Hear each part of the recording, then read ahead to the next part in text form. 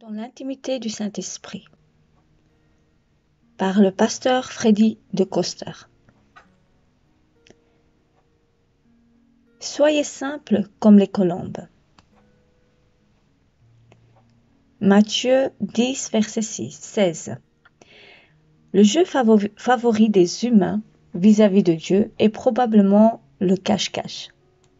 Car assurément, depuis toujours, Dieu a souhaité entrer et rester en communion intime avec les hommes, qui en retour ont souvent préféré se cacher, fuir ou n'en faire qu'à leur tête. À ce jeu donc, est-il seulement possible de le retrouver? La réponse est oui. Par le Christ, Dieu s'est laissé trouver par l'homme. Ayant parachevé son ministère terrestre, ayant lui-même reçu le Saint-Esprit, descendu sur lui sous une forme corporelle comme une colombe, Jésus nous l'offre à son tour, pour que nous ne soyons pas seuls et pour que nous ne sentions pas seuls. Pourquoi donc le Nouveau Testament, tandis qu'il révèle au monde le Saint-Esprit, emploie-t-il l'image poétique d'une colombe? Pourquoi pas un taureau, un lion, une biche ou bien encore un crocodile? En réalité, il n'existe probablement pas de plus belle métaphore pour décrire l'Esprit Saint que celle de la colombe. Dieu ne s'y est point trompé.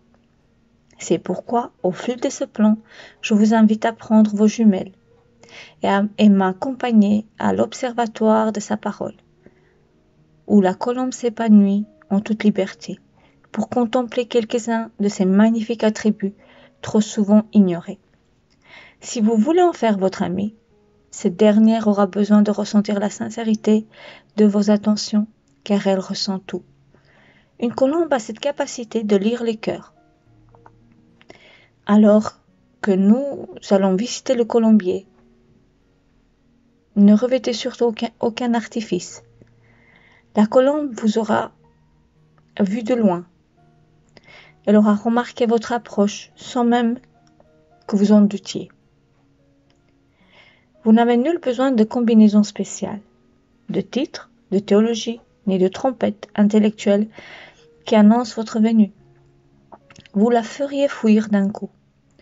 Une colombe, c'est l'emblème de la simplicité.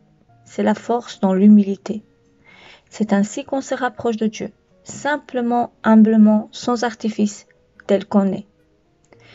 Mais pourquoi rendre simple ce qu'on peut rendre compliqué?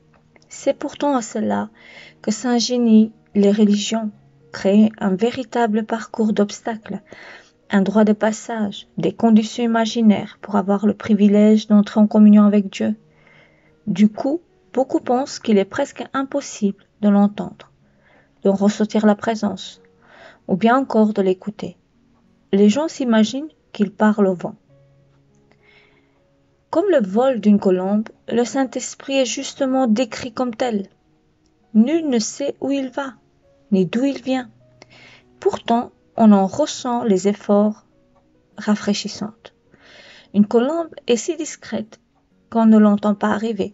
On ne ressent qu'un petit souffle nous parcourir l'échine alors qu'elle s'invite délicatement sur notre épaule. S'approcher de Dieu, c'est si simple. Il ne faut qu'un cœur pur. Une prière. Bienvenue, mon cher Saint-Esprit. La parole de Dieu nous demande « Soyez simples comme des colombes. Enseigne-moi à mieux te connaître.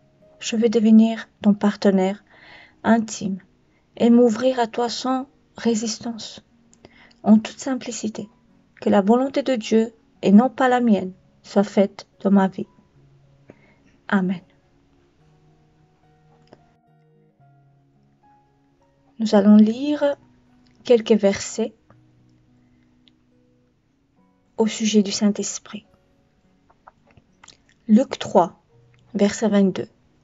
Et le Saint-Esprit descendit sur lui sous une forme corporelle, comme une colombe, et une voix fit entendre du ciel ces paroles. Tu es mon Fils bien-aimé, en toi j'ai mis toute mon affection.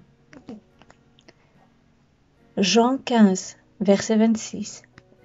quand sera venu le Consolateur, que je vous enverrai de la part du Père, l'Esprit de vérité, qui vient du Père, il rendra témoignage de moi. Jacques 4, verset 8. Approchez-vous de Dieu, et il s'approchera de vous. Nettoyez vos mains, pécheurs. Purifiez vos cœurs, hommes irrésolus. Jean 3, verset 8. Le vent souffle où il veut, et tu en entends le bruit, mais tu ne sais d'où il vient ni où il va. Il en est ainsi de tout homme qui est né de l'Esprit. Matthieu 5, verset 8. Heureux ceux qui ont le cœur pur, car ils verront Dieu. Amen. Alléluia. Seigneur, merci pour cet enseignement d'aujourd'hui. Merci pour ton Esprit Saint. Tu as jugé bon de nous l'envoyer, de nous donner ton Esprit Saint, de recevoir sa puissance, sans laquelle nous ne pourrions pas partager et être témoins de ta vie, de ton existence, de ce que tu fais dans nos vies. Saint-Esprit, merci parce que tu es venu. Saint-Esprit, merci pour ce que tu fais dans ma vie personnellement. Car je sais que tu es là, tu m'encourages chaque jour, tu me consoles quand je ne vais pas bien, tu me relèves quand je tombe. Tu es vraiment là, tu me guides dans toute la vérité. Tu me montres le chemin droit à chaque fois que je fais un faux pas. Saint-Esprit, merci. Merci parce que quand je vais pas bien, toi tu viens et tu ôtes le fardeau. Tu guéris mon âme, tu guéris mon cœur. Tu fais briller la lumière de Dieu dans ma vie. Père, je te suis reconnaissante pour ton Esprit Saint. Merci parce que tu nous as pas laissés orphelins, mais tu nous as donné ton Esprit Saint. Et je ressens vraiment que je ne suis plus jamais seule. Plus jamais seule. Même si je pouvais me trouver toute seule dans ma maison, moi je sais que je suis accompagnée par ton Esprit Saint, ta présence et tes anges. Gloire et honneur à ton nom. Merci pour ce message d'aujourd'hui.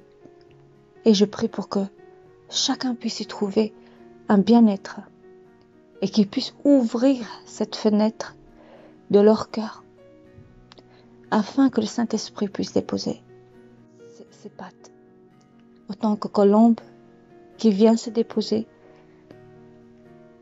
par sa tendresse et son amour. Merci Seigneur. Que le nom de Jésus-Christ soit loué, car tout cela est par lui et pour lui. Gloire à son nom. Merci Jésus. Amen. Amen. Que le nom de Jésus soit loué. Puisse le Seigneur vous bénir, frères et sœurs, à travers de ce plan.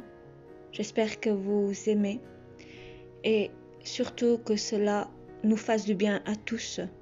Et je vous dis à demain pour une nouvelle lecture de ce plan. Au nom de Jésus, Amen.